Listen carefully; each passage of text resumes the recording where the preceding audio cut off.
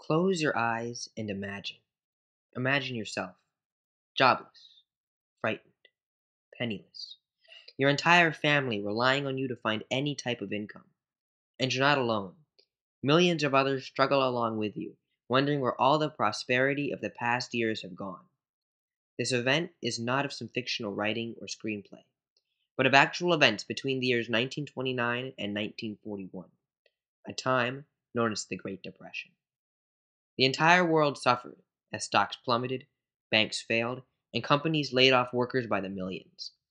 To subdue the fear of economic uncertainty, President Franklin Roosevelt introduced the New Deal, his plan for economic relief, recovery, and reform that would forever change the United States. Economic recessions seem to occur with an almost eerie pattern throughout American history. 1839, 1857, 1873, and 1893 all marked the beginnings of a major economic recession. Another recession was about to occur in 1914, but was delayed because of the United States' involvement in World War I. After the war, many found prosperity in a time known as the Roaring Twenties. During the 1920s, the U.S. economy grew very strongly, and it wasn't just an ephemeral growth or anything.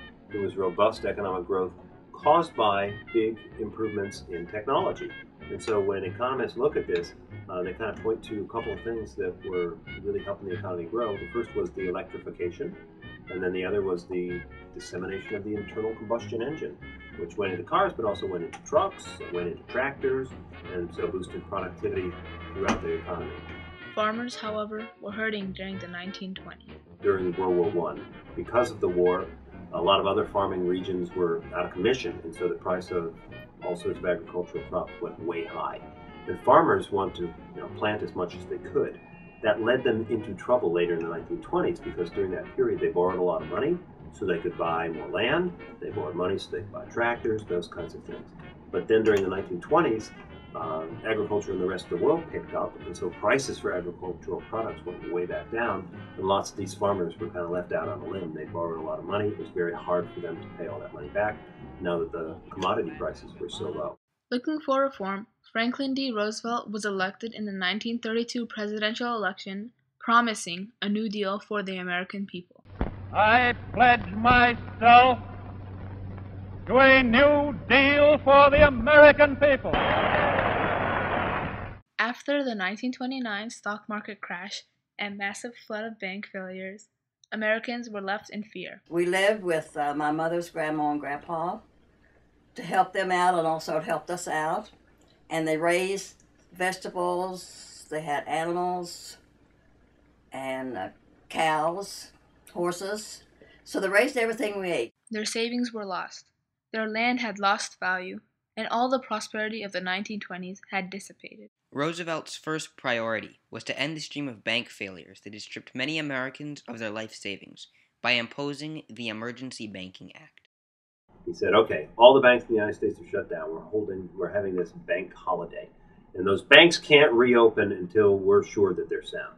Later, in May 1933, Congress enacted the Truth and Securities Act, which required investment firms to give accurate stock information to investors. The Securities and Exchange Commission allowed the government to regulate the stock market, and the Federal Deposit Insurance Corporation, FDIC, insured money invested into banks to further ease bank tensions.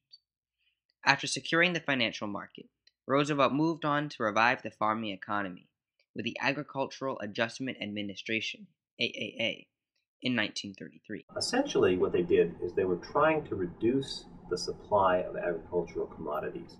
That was good for the farmers who received the payments to not grow, but it was bad for consumers because the prices that they had to pay for these things were now going back up. When it comes to the Agricultural Adjustment Act and those agricultural policies, that the multiplier was negative.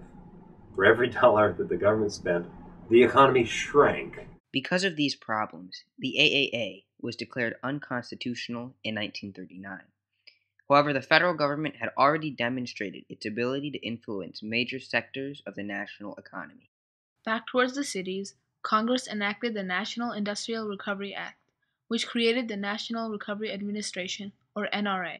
The idea was they were competing too much. and that cutthroat competition was really bad for the economy. So let's cut them back, not have them compete so much, and that should be good for the economy. But what that allowed them to do was negotiate with themselves a way for them to cut back their production and increase prices. If the prices are higher, people aren't going to buy as much. So it's not good for consumers, and the economy is going to shrink because when they're buying less, more workers get laid off. These problems, among many others, caused the NRA to be declared unconstitutional in 1935, but was only the beginning of greater government involvement in business and finance. The most successful New Deal programs were those building infrastructure or performing public works, such as the Civilian Conservation Corps, CCC, and the Tennessee Valley Authority, TVA, which reemployed thousands of American workers for economy-growing projects. The New Deal continued in 1935 when Congress passed further relief actions dubbed the Second 100 Days. Legislature of the Second 100 Days included many of the New Deal's lasting legacies, including the Works Progress Administration, WPA, the Social Security Act, and the National Labor Relations Act. The Works Progress Administration followed the lead of other successful New Deal programs, employing 8.5 million workers to build projects meant to have long-term value. The WPA built or refurbished more than 600,000 miles of roadways, more than 120,000 public buildings, and about 80,000 recreational facilities. Iconic WPA projects include San Antonio's Riverwalk and New York's LaGuardia Airport. The WPA was also a great step towards equality in the workplace, paying equally for equal work, regardless of the race or gender of the worker. The Social Security Act created government pensions to provide monetary aid for children, the elderly, the unemployed, and those with disabilities. However, a trend of spending all the Social Security money and not saving for the next generation caused it to remain a hotly debated topic on Capitol Hill. Finally, the National Labor Relations Act, passed June 1935, instated workers' rights for the first time. Essentially, it set out some rules by which workers could get together and choose a collective bargaining agent for them, a union. And then the employer was required by the law to bargain in good faith with that union about things like wages and hours, etc. Millions of workers joined unions thanks to the American Federation of Labor, AFL, and the Congress of Industrial Organizations, CIO, beginning unionized labor of trades ranging from teaching to air traffic controlling. The Fair Labor Standards Act, or FALSA, of 1938 set minimum wage at 25 cents and banned child labor. After this, few reform acts were passed due to shifting concern to Nazi Germany, bringing an end to the New Deal. The United States was finally pulled out of the Great Depression with the beginning of World War II and increased military spending. Though the Depression and New Deal were over, they had left resounding effects on the United States and her people. Regulatory New Deal legislation, such as the NRA, the National Labor Relations Act, and the Fair Labor Standards Act, were the seeds for greater government involvement in its citizens' personal economies.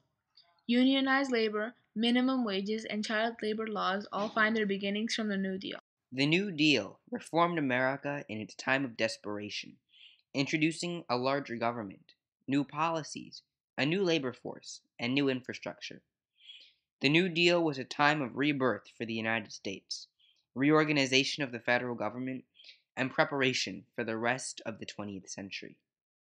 Roosevelt's New Deal held and reshaped America in a time when reform was needed, and allowed the United States to stay united and grow, and become the most powerful nation in the world. We must be the great arsenal of democracy.